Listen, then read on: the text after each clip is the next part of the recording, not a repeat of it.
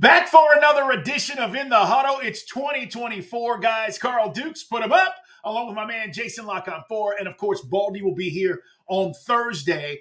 And guys, we have 1 week left. 1 week left in the NFL. There's still a lot to be determined. We're going to talk about what we saw coming off of the holiday because there was a lot of intriguing stuff that played out. But the thing we need to start with is the top two seeds, Jason, are decided. And listen, I've loved probably more the Ravens than you because you see their flaws. You know how this team is built. But I've loved them all season, and we've kind of gone back and forth. And the way they've dominated the 49ers and then to finish, last week against the Dolphins, I think Lamar's the MVP now. Yep. It's all coming together at the right time. They are the top seed in the AFC. The 49ers are the top seed in the NFC. Let's start with the Ravens and your impressions, and now everything goes through Baltimore. Well, first of all, they've done a tremendous job. I mean, every time they've had to meet a challenge, they've met it, and they've met it resoundingly, right? They've met it emphatically. And they did it again on Sunday. What I thought would be a close, low-scoring game turned out to be a complete and thorough thrashing in a very high-scoring game. High-scoring because, one team scored 56 points. What they've done facing teams 3 games or above 500 or over and smashing all those teams by 14 points or more, it doesn't happen very often in this league. They've led at the 2-minute warning in every game this season. That doesn't happen very often in this league. They are a special group. And the reality is we're at the new year, and you could literally pull out a notebook and write down 5 or 6 plays that if they went slightly different, we're talking about a team chasing history. We're talking about an undefeated team. I mean, it's literally a fumble in Pittsburgh. It's a missed Justin Tucker field goal against the Colts. Like, you might even be able to distill it down to 3 or 4 plays that would have them sitting here at 16-0. And then we'd be having even a more different conversation about what they should do in week 18. But the schedule down the stretch looked like a gauntlet, and it was a gauntlet, and they faced a weird run of coaches for good teams who are all from the same family tree, who are all interconnected, who are literally brothers, Zach Taylor, Press Taylor, or they are brothers in football, Kyle Shanahan, Sean McVay, right? And those guys and Zach Taylor are all out of that same, McVay, Shanahan family tree. And they destroyed most of those teams. They survived the Rams. And they did it they did it in emphatic fashion, and they did it with their best player, Lamar Jackson, putting an exclamation point behind his name as an MVP candidate. It would now be a complete and thorough shocker and upset if he didn't win this award and if he didn't win it going away. So there hasn't been an AFC championship game in this town since I was 3 years old, 1977. We'll see. And that was the Baltimore Colts and the Oakland Raiders. We'll see if this team can get it done. The Ravens, their playoff history has always been run the ball, play defense. We can go on the road and beat you in your own place. And that's what they've had to do. Most of their playoff wins have been on the road. I think they learned from 2019. It's a different group in many ways, but some of the same sort of leaders are there, at least enough. And now they get 2 weeks off, basically, right? 3 weeks. I mean, they won't play this week. They won't play next week. And then they've got a whole nother week of practice and preparation into the divisional round. I really love what they've done all year defensively, which I think is going to help keep them in these games. And then if you get the special plays from Lamar, anything is possible. And it's interesting you mentioned that because I kind of forgot the last time they went to the Super Bowl. They had to go on the road to get there, right? That wasn't an AFC championship game in Baltimore. So, yeah, man, that's interesting to think about from that perspective. And I heard Harbaugh say, too, and just talk a little bit about this because he said, we remember 19. We remember 2019. And even though some of the personnel has changed, can they really grow from that experience? And Lamar, guys, as great as he's been, and Jason and I have been advocates for Lamar. We both wanted the guy paid. Jason told you months ago that this management and this ownership group was bullshitting, right? The way they went about their business. And then they finally cut the check. And now look at what's happening. But he is 1-3 in the playoffs, right? I mean, that's the question for Lamar is, okay, dude, another great season, unbelievable plays, but can you get it done in the playoffs? So this time off, I think, should do them well. Yeah, I mean, look, it's always that rust, the rest versus rust debate. But is it really a debate? Like, can John Harbaugh really go out here in a game that they have nothing to gain against the Pittsburgh Steelers and play a bunch of guys even for a quarter, Jason, or 2 series or 3 series? You can't, right? Like you can't. No. These guys have seen J.K. Dobbins go down for the season on the first play from scrimmage against Washington in a preseason game. Like, I just don't think there really is a debate there. Like, if you don't handle this well and your team comes back and they're sloppy and they're off kilter and they beat themselves, then that's on you and how you handled this 2 or 3 week respite. But you have to take the 2 or 3 week respite, even with them having a late bye, right? Week 12, 13, whatever it was. I just don't think there's a whole lot to be gained from going out there and saying, oh, well, we played 3 series of football and we had a touchdown and 2 field goals. Like, you know what I mean? And then you're still going to lose to Pittsburgh anyway because they're going to play desperate to win the whole 4 quarters. That's right. So you just have to manage that. And I do think they'll learn from the 2019 experience. And that was a very different Lamar Jackson, right? That was his first year as a full-time starter in the NFL. They suffered some key injuries in week 16, week 17. Like, you had guys like Mark Andrews pick up a late injury, Mark Ingram pick up a late injury. Whereas now, I think they're even better positioned to manage that. And 2019 was a magic carpet ride where no one thought they'd be that great. They blew Miami out week 1. They played with leads all year. Like, there was one game script, right? We got to run the ball 45 times. We got to get the early lead. We got to get into 3rd and 2 and 3rd and 1 and 3rd and 3. Otherwise, we're screwed. Go watch Lamar Jackson throwing the ball on first down against the Miami Dolphins. It was an absolute and utter dismantling. I think he was like 13 of 15 for 160 yards and 3 touchdowns on throwing on first down, like first down play action against the defense that had been the second best to Baltimore in the AFC.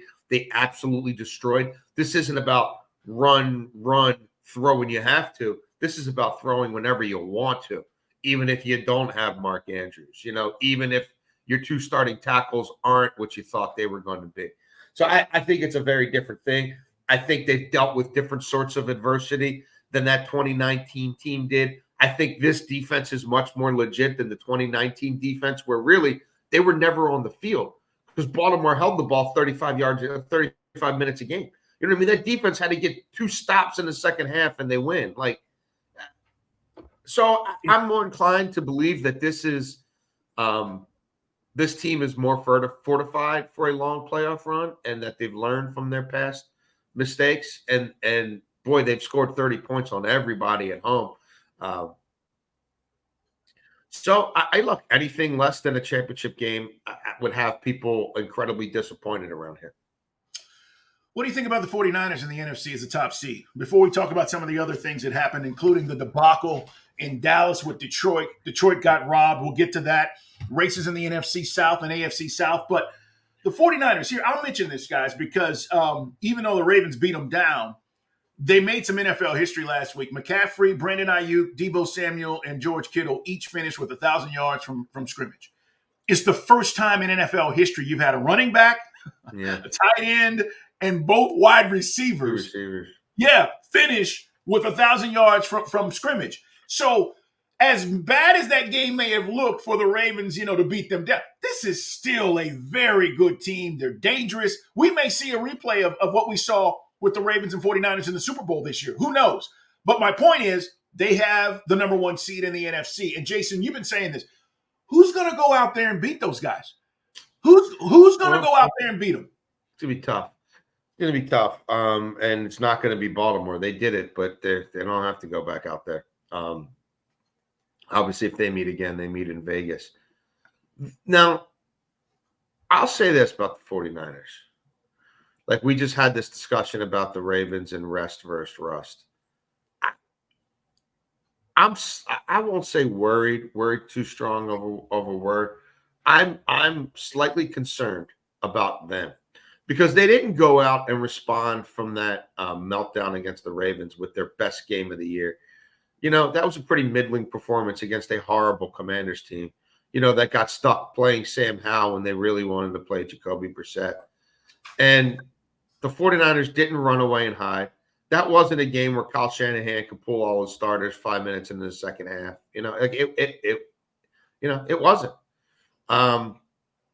It was workmanlike, but it wasn't like thorough. They didn't reflex their muscles to me. Right. And then now they play the Rams, and that's a weird game, right? That's a rivalry game, but it doesn't matter for either team. Like, that's Carson Wentz against Sam Darnold. That's an exhibition game. And then they've got their week off. And then, you know, they'll play their first real game at home since Baltimore emasculated them on national television. And whoever they're playing, they'll have a decided advantage on in terms of talent. And they'll probably be, you know, an 8-point favorite. And they'll probably win. But I think the Rams could go in there and beat them. And I don't love what the Rams did in the second half against the Giants again. I have issues with them and how they handle big leads and when they stop going for the jugular. But I think that would be an interesting matchup. Those two coaches know each other so well. You know, you saw Matt Stafford get blitzed like crazy by the Giants. And that was sort of the way to get him early in the year. And this was an interesting test. Like, what'll happen if somebody blitzes him 75% of the time, as presently constituted? And he threw for 320. He could have thrown for 400 if they didn't stop throwing the ball. And he held up pretty well, and the offensive line held up well enough. They're going to be a tough team to derail in the playoffs. I really believe they're balanced enough that they could go in there, and the longer they hang with the 49ers, the more interesting it could get. So I think the Rams will have learned from that experience. Like, they've had a bunch of close calls, and nothing's bit them in the ass yet. But I think they're dangerous, Carl. I think the Lions or the Rams, because of how physical they are up front, because of how good their offensive lines are, and because of the way they can run the football, I think those two teams are the two in the NFC that can make it interesting out in Santa Clara. The rest of the group, I don't buy. It's a great point, Jason. Jason Lock on 4, guys. Carl Dukes, it's in the huddle. Subscribe, like us, and, of course, follow us on YouTube in the Huddle Pod, and you can check out this podcast. Subscribe. It's a new year, but, hey, the season is winding down, and we're getting ready for the playoffs. Chiefs are in. They win the AFC West for the 8th straight year. Browns are in. Dolphins are in, even though they have a big game coming up this weekend with the Bills. There's just so much at stake. If the Bills win, they win the season series, and, of course, they win that division again. So there's just a lot to look ahead to. Let's talk about Detroit, since you mentioned them as one of the teams that maybe could go out and do something against the 49ers. How the hell, Jason, do these officials miss this? Now, there's video out there, guys, of all three of these offensive linemen going over to the official. And you want me to believe that none of these guys said anything? They just all walked up to the official and didn't say anything. And the official was like, okay. And then the play starts. They get the 2-point conversion. And yet it's called back, right? I mean, like, I was frustrated for the Lions, and I thought they got robbed on this. Yeah. To hear Dan Campbell after the game, his passion, you know, he's like, listen, I don't like losing. He didn't want to criticize the refs because he knows what that's about, and he was going to get fined. But this was egregious, bro. This was how do you not see that video and say, hey, I'm eligible? Coaches talked to you before the game, told you I'm eligible, right? that for me is the key thing. That's why they have the 90-minute meeting, is to go over this stuff. And there's no way that Dan Campbell didn't tell them, hey, here's what I'm doing. Here's why I think it's within the rules of the game, but there's deception involved. And there's going to be 3 of these guys coming over to you, and they're not all going to be eligible. And if you have a problem with that, right, then let's discuss it here and nip it in the bud. Because if I need a go-to play to win this game on a 2-point conversion, or a 4th and 2 pass, this is what I'm going to call. Like, I have to believe that he explained that play in its totality to them. Otherwise, what's the point of telling them at all, right? If you're not going to give them the full Monty, right? If you're not going to explain, here's the rub, a couple guys are going to go over there. They're not all going to declare. And then the way Jared Goff handled it in real time, and you saw him make sure that Decker went over there. There's no doubt in my mind that they checked every box they had to check, and that these officials individually or collectively dropped the ball and sort of forgot what was what, and just assumed, that certain people had to be eligible. And the real shame in it is you've got a one-off game in a window that was created just for TV, and you can't get your TV product right. Like this wasn't the 1 p.m. window on Sunday when there were 10 games being played at once. This was it. You'd think you'd have your best and brightest in New York, you know what I mean? And somebody to buzz down. Or again, you should have officiating hubs in all these stadiums if you would spend the money that's required to build the infrastructure and train people year round in the art of officiating. And frankly, keep people like Gene Steratore and Mike Pereira and Dean Blandell from leaving your office to go to TV to make more money. Like you're the league. You're the league. Each of these teams is worth billions of dollars. You don't care enough to keep your best and brightest.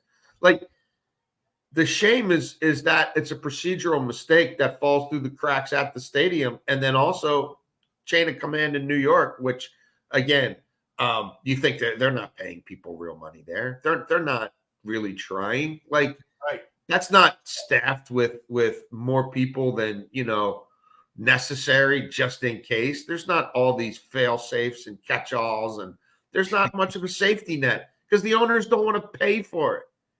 And, just like they don't want to pay to really develop players in a spring league. So now we'll see what this latest merger looks like. The NFL could have their own year-round incubator for players and officials, and they could play as many exhibition games as they want, and they could try out as many rule changes as they want if they really cared about innovation and if they really cared about the quality of play and the integrity of the games, and if they really cared about officiating. But maybe some of them think this stuff is good for business, They just look at it as a soap opera, right? They look at it as reality TV, and these plot twists are good, and only one of us billionaires is going to get to kiss that trophy at the end of the year anyway. So this is good for business. I don't know, but it's shameful.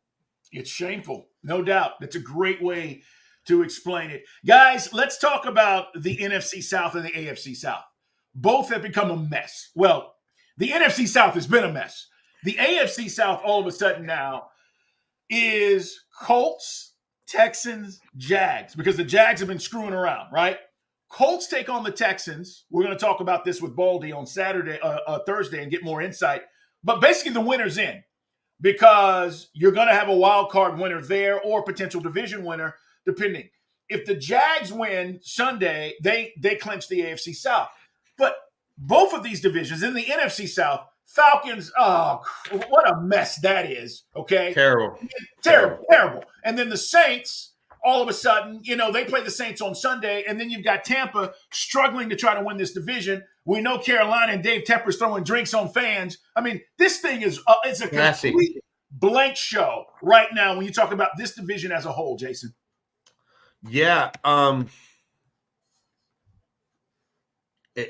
Look, there are a lot of people who were trying to, the coronation of Baker Mayfield version 3.0 was happening until he had to play a game with everything on the line, and then he Baker Mayfield it up. And if you just look at that box score, you'll say, oh, well, he threw for 2 touchdowns again. And, he got a bunch of guys involved. Well, no, not really. Like, nobody was involved except for Mike Evans for 3/4 of that game. Like, the quarterback play he was outplayed badly by Derek Carr through 3/4 of that game. And then he threw a desperation pass to Godwin in injury, in garbage time, and it padded the box score and made it look closer than it was. But that was one-way traffic. And there were key turnovers.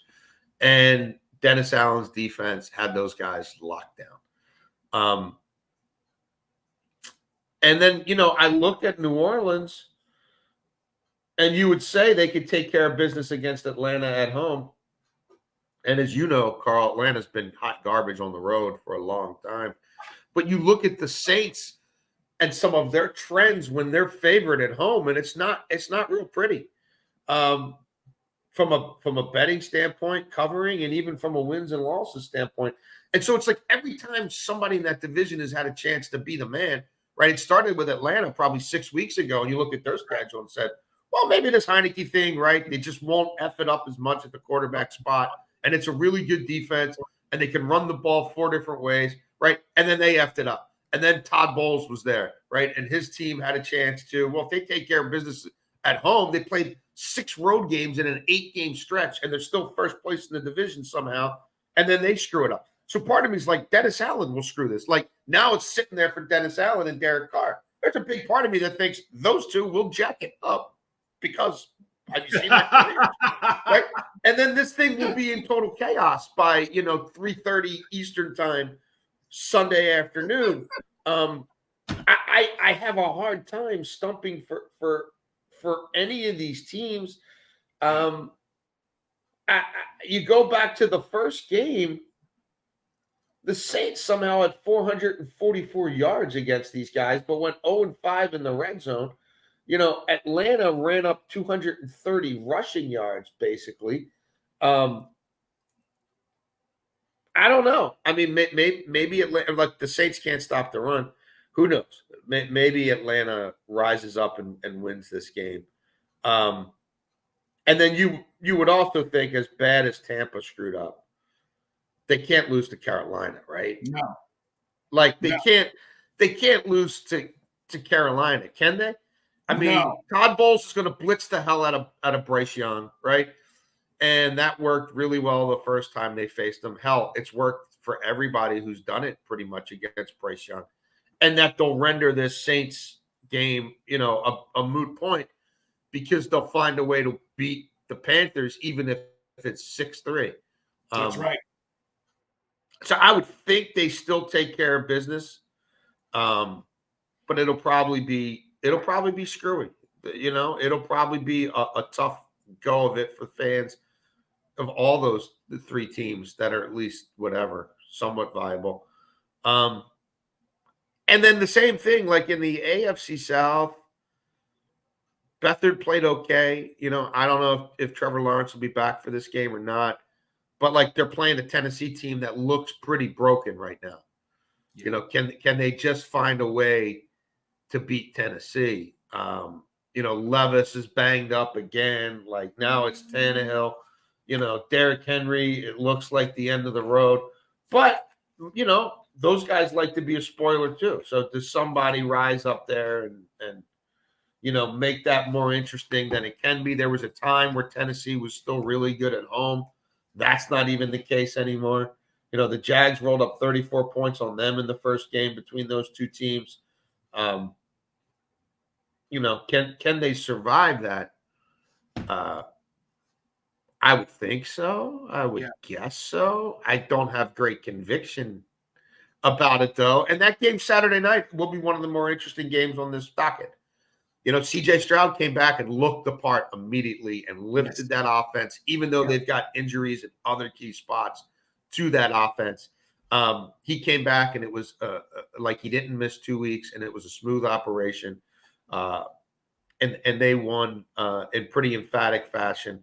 And Gardner Minshew, the Colts won, but I think there's still some questions, obviously, to ask about them. It was a must-win game against the Raiders, and they found a way to win. But this Texans team will be a very different matchup. So, Yeah, that's a playoff game. Both teams have everything to play for in Indianapolis on Saturday night, and that should be fun.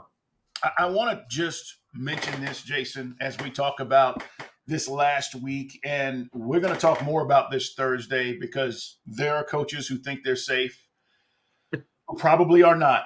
But I got to mention this since we're talking about the AFC and the NFC South, NFC South specifically, with Arthur Smith. This team went to Chicago and laid an egg, like literally just wet the bed, right? In the biggest, most important game where you win, you're inching closer to creating your own destiny at the end of the season, which I think the percentage for them to get in. I'm talking about the Falcons, guys, but this is a question that is going to be answered on Black Monday, whether or not he's back. But there are coaches, and this is a general statement. There are coaches we're going to talk about in the next week, next few days, that you've seen enough. Arthur Smith is one of those individuals, Jason, where you're 3 years in, you're not going to have a winning season. Who cares about winning the division? Your team improved, and yet the coaching went backwards. And you see how offensively inept this team has been. Yeah. There are coaches we're going to talk about where you've seen enough. And then there are situations like Ron Rivera where they just have new ownership and you go, well, okay, they're going to move on.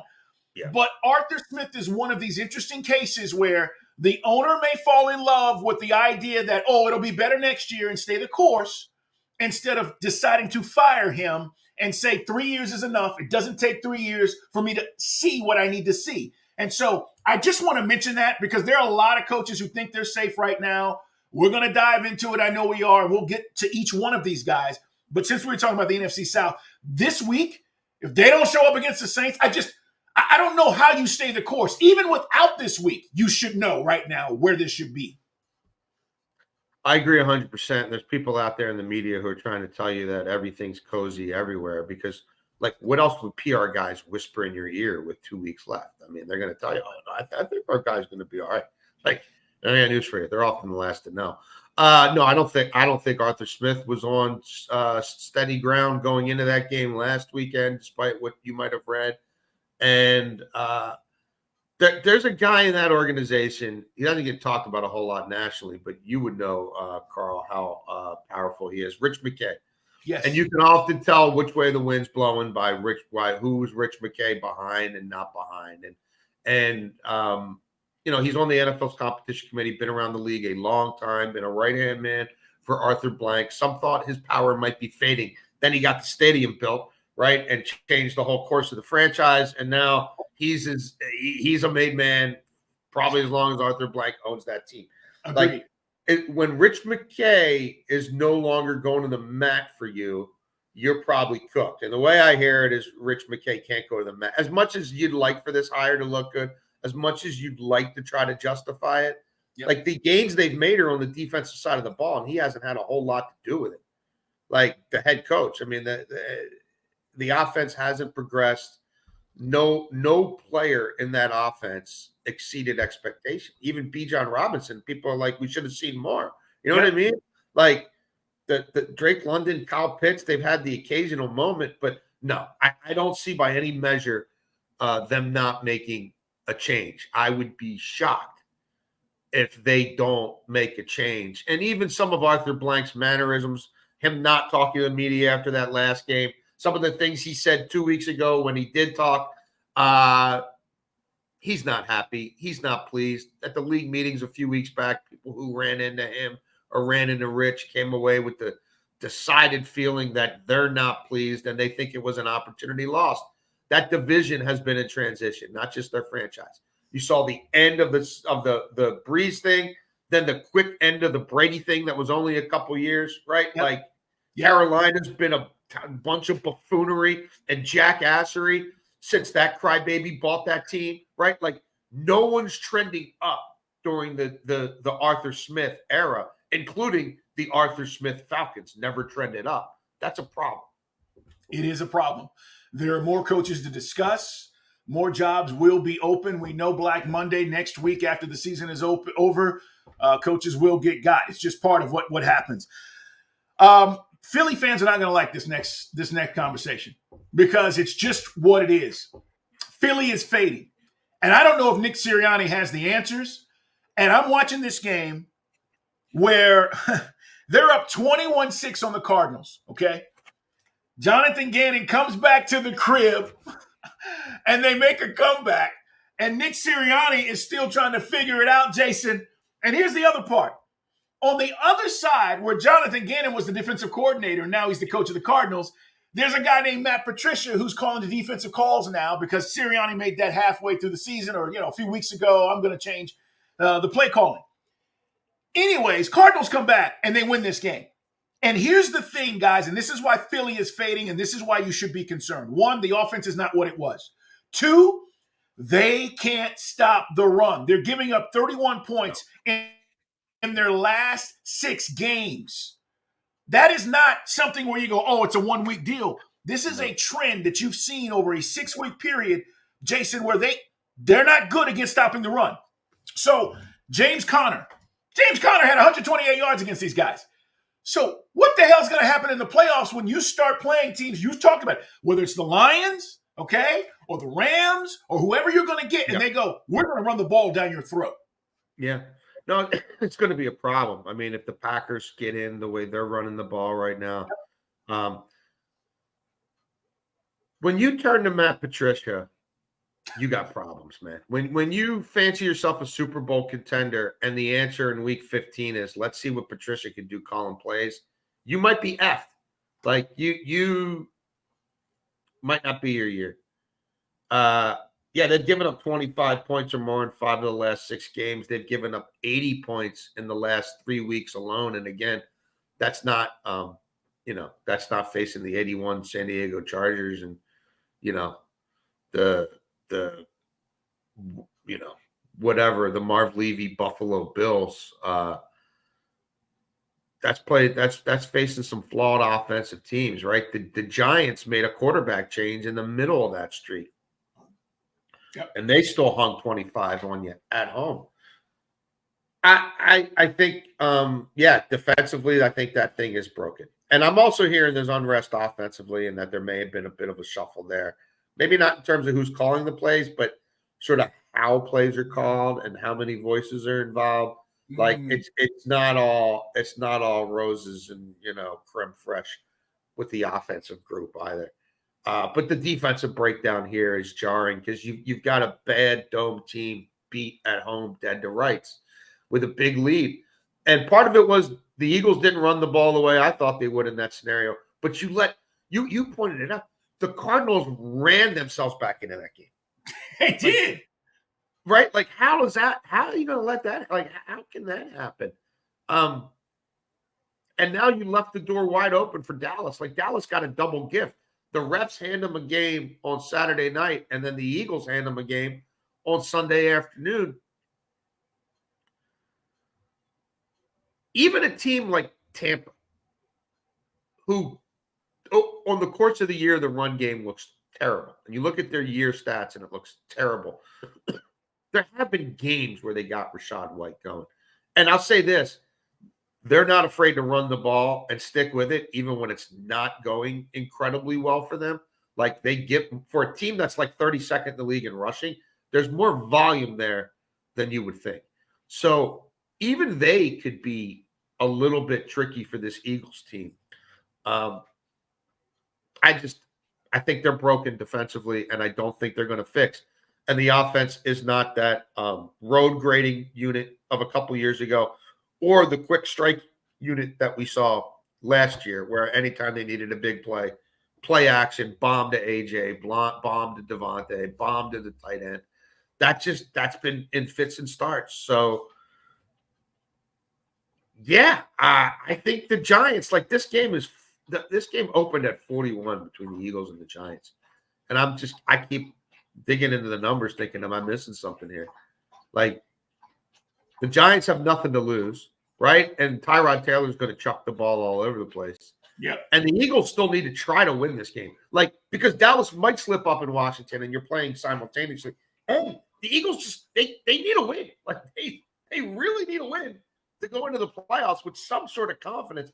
I have a hard time thinking this is a defensive slog played in the teens, This, to me, isn't 20-18, but what do I know?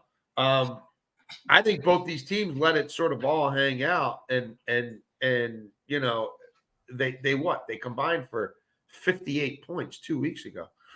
So yeah, I don't know, Carl. I have a hard time vouching for the Eagles right now. It's gotten uglier and it's gotten more palace drama as each week has gone on. And Jason, do you think they thought this was going to be easy? Like, what do you attribute this to? Because listen, we've seen teams in covering all these years in the NFL where the talent's there. Eagles are talented as hell, right?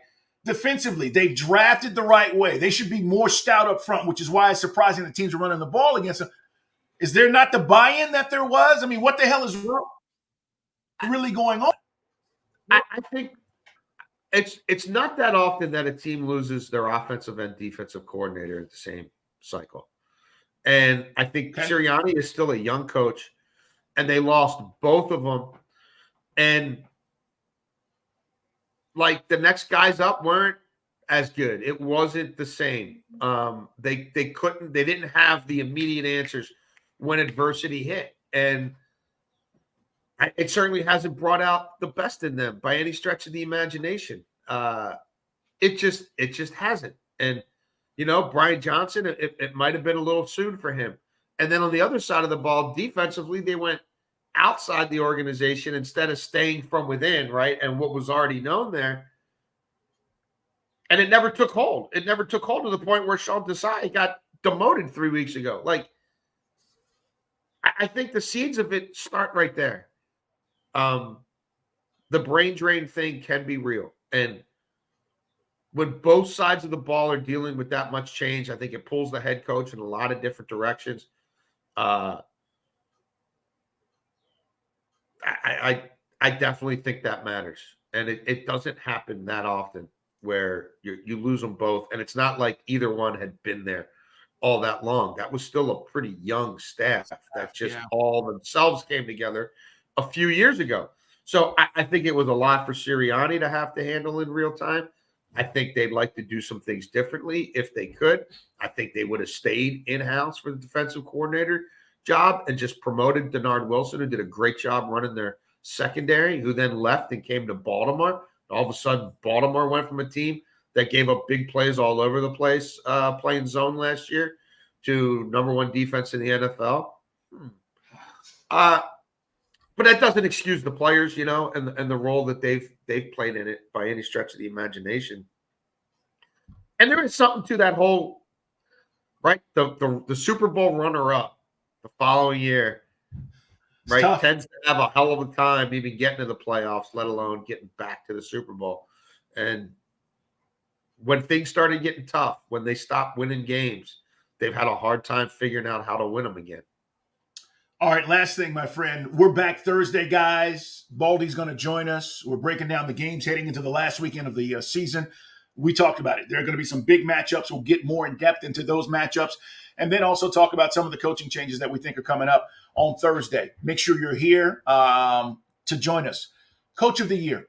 Is it Kevin Stefanski with the Browns with all the stuff they've been through? Is it DeMeco Ryans? Dude, that's a 3-win team last year. 3 wins. And they're playing for a chance at the division or a wild card berth on Sunday. Who's your guy like right now heading into the last week of the season? I think Sean McVay. Like Sean McVay is another name that to me jumps out immediately. I thought that team was dying at their bye.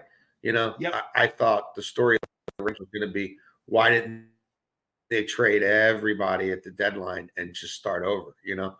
And ultimately, my gut is Stefanski gets it. I mean, he's won games with 4 different quarterbacks. That team has had to reinvent itself 3 times, 4 times through the course of the season. They play in a really tough division, right? In a really tough conference. And they've dealt with plenty of adversity. A lot of it surrounding a quarterback who the owner wanted. I mean, that whole thing happened because of the owner. The GM and the coach weren't leading that chase. They weren't running around the country begging for, Deshaun Watson. They just weren't. And Yeah, I think that team could have splintered a bunch of different ways, and it didn't. And the hiring of Jim Schwartz defensively turned out to be a master stroke, right? Like that's got to play a role in it as well. It's not just these 18 weeks, but it's what you did in the offseason to get better in terms of your staff and your preparation. And last year with Jacoby Brissett, that was a playoff offense. The defense had all this talent, but why don't they play together? Why don't they play as a unit? What's going on there? And they fixed that on the fly. And I think you have to give the head coach a lot of credit for that. And this Flacco thing is just ridiculous. Crazy. It's crazy. So yeah, I mean, look, again, you can make a strong case. There's 3, 4, 5 worthy guys. Absolutely. D'Amico Ryans being right up there. Yeah. But we've also talked about that division, right? And how watered down that division is and how weird the AFC South is. I think for Stefanski, he'd have done what he's done in the AFC North. And if you don't believe that the AFC North is that legit, just go watch what they do to the other divisions they face. Go watch what the AFC North did to the Jacksonville Jaguars season. They had to play 3 straight AFC North games that wrecked their season. They were running out of players. They're running out of ideas. They went from possible 1 seed to now playing week 18 just to make sure that they win the division. Go look at the NFC West, right? And I think that's a really good division with some really smart coaches. Go look at what happened when they played the AFC North, right? Well, we can make excuses for San Francisco all we want. They got emasculated by the Ravens. They got trounced by the Bengals. Now, I know Trent Williams didn't play and all, right? And Tebow didn't play. They got trounced at home by the Bengals. You know what I mean? They lost. And I know guys started getting hurt in Cleveland. But what happened when San Francisco played in Cleveland? They lost. Right? Yeah. For Stefanski to have done what he's done in the AFC North, like they trying to fire Mike Tomlin and run Mike Tomlin out of town. Mike Tomlin might have 10 wins again. Mike Tomlin might be back in the playoffs. That's supposedly the runt of the litter. Like Joe Burrow got hurt how long ago? The Bengals beat the Browns in a game that the Browns don't need this weekend. The Bengals go 9-8. They go 9-8 in the AFC North, and Joe Burrow wasn't right the first 4 weeks and didn't play the second half of the season, and they still might finish 9-8. So I think it's Kevin Stefanski. Now you can say I got an AFC North bias. That's fine. Maybe I do. I think you're on it. I think you're on it.